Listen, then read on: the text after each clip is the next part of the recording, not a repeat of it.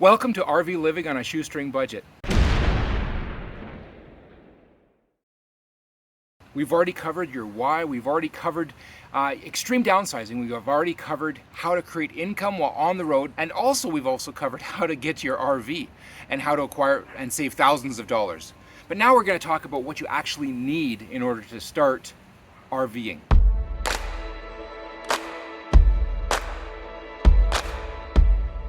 We're going to talk about what you actually need in order to start RVing. Okay, so you need to have a bed. I've seen so many people pull into a campground and they're like, we need a bed right now because this is their first time out and we can't sleep on that. So they go out and get a bed. So remember that that's important because it's every day.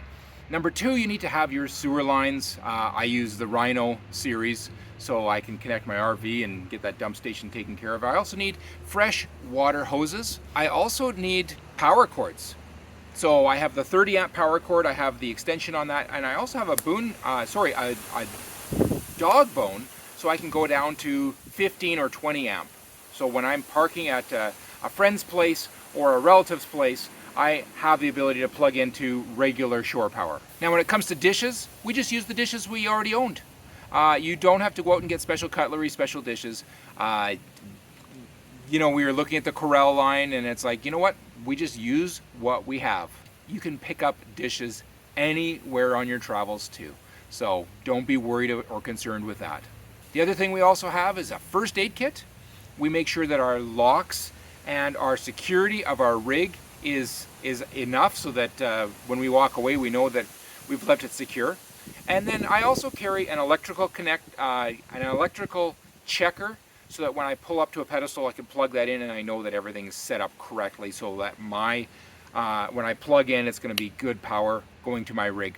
And I also carry a tire plug patch kit. So if I have a tire that's leaking, I have the ability to find that leak and put a plug into it so that I'm back on the road, putting some air to it, which means I also need a compressor. So those are the things that I for sure have to have. Now we've also discovered a list of things that we didn't have to have. We did not have to have a a Blue Boy, that tote that you can fill up and take it to the dump station and dump, and then fill it again and take it to the dump station and dump. We've never used one of those. I've had one with me for over a year and a half at one point, and I never used it, so I figured out I don't need it. So I also don't need a jerry can for gasoline. I've never needed one of those either, but we do have a generator that is connected to our RV, so that's probably why. We thought we would, for laundry, have to have a wagon to put all of the things into and drag all the way to the laundry and back. Well, we've never had one, we've never needed one. We also, for our first year, didn't have a car that we towed behind, and we were fine. I bought one bicycle before I left for our first venture, and that helped because I could actually get on that drive for a few minutes, come back from the grocery store if I needed to, because we didn't have a car. Now here's a list of things that are not have-tos, but for some people it is. Like a generator, okay? If you have to have a generator, then make sure you get one. If you have to have a coffee maker, then go out and make sure you have one. If you need to have bikes or e-bikes, or if you need to have a Berkey water filter or an inline filter on your systems, then go out and get those. Those are not have-tos. Like if I lost my electrical connector for checking power tomorrow, it might take me a few weeks to replace it, but I would still be living full-time in an RV without it, but I would get by. You see, everything else becomes a choice, okay? The things you have to have versus the things you'll get when you need them. And remember that when you need something, then go out and get it. You don't actually have to have everything in stores with you while you travel in anticipation of needing it. Now, there's a few other things you actually do need. You need a fire extinguisher that will work. You also need your smoke detector and CO detector that work. You also have to make sure your brakes and your tires and your engine and your batteries are all in good working order. Your AC, your fridge, those kinds of things. But once you've taken care of those things, the things you actually need is not that big of a list. You do not. And I still get asked this question. Do you need to have RV toilet paper? And the answer is no. Just get septic safe toilet paper, put it in a glass of water, put in about 3-4 sheets into a glass of water, leave it for half an hour and stir it.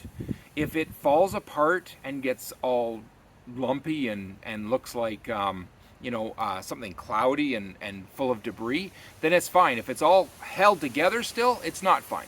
So you'll figure these things out. When we first launched, in our first 6 months, we bought the 1,000 Trails yearly pass with a extra zone, and we stayed in probably 20 different 1,000 Trails campgrounds, and we spent $6.90 per night if you averaged it all out for that first 6 months. Other than that, we spent probably less than $100 on true accommodations. Once was in a marina, a couple of other things like that. So you do not have to overspend per night when you're full-time RVing, especially when you're on a shoestring budget. Okay, $6.90 is not a terrible amount of money to live with power, sewer, and water, and living in campgrounds all up and down the coast into Arizona and also central Washington. That was our first 6 months. It was amazing. We did it. We accomplished it. No towed. One bike. I think we acquired a second bicycle.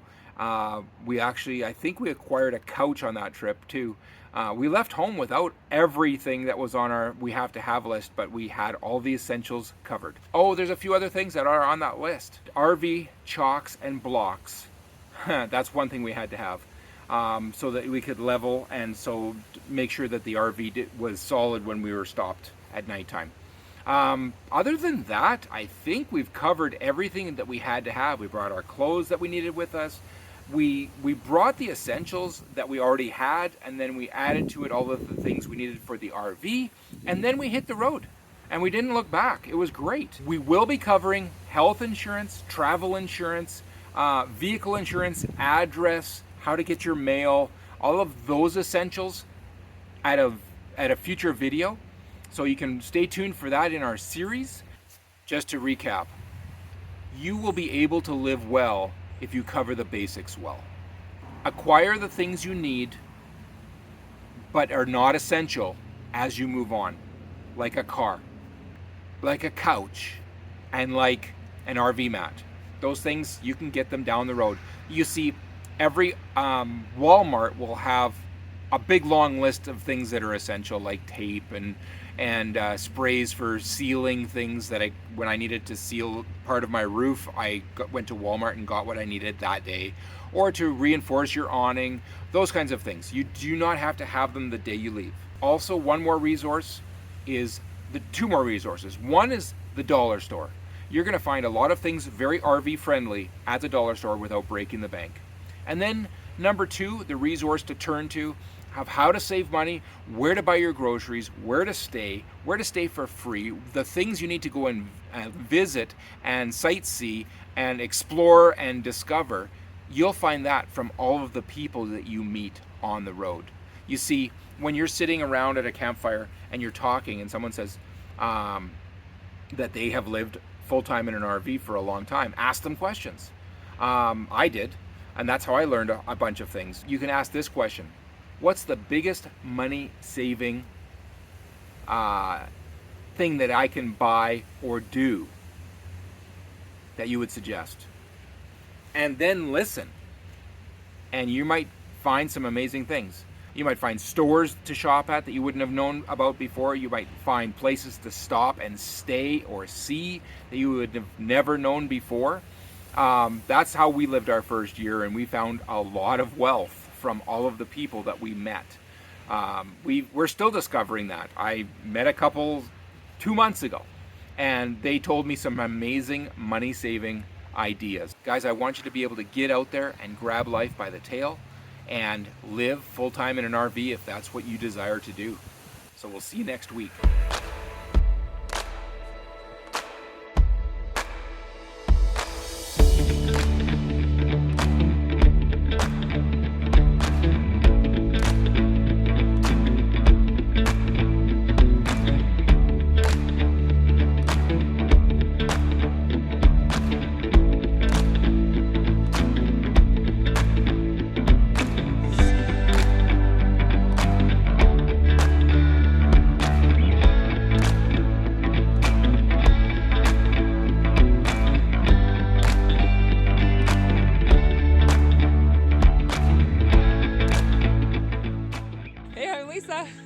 Kent, and we're Living Light RV. We are grabbing life by the tail. Today we're on the south rim of the Grand Canyon. What? We're Living Light RV. We are grabbing life by the tail.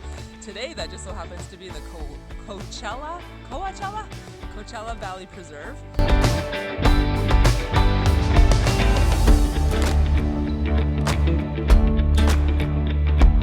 We did it. We got to Quartzsite. This is our first time here. This is fantastic. We're staying at the High Jolly Campground, BLM land. It's free and fabulous. Check out that sunset behind me.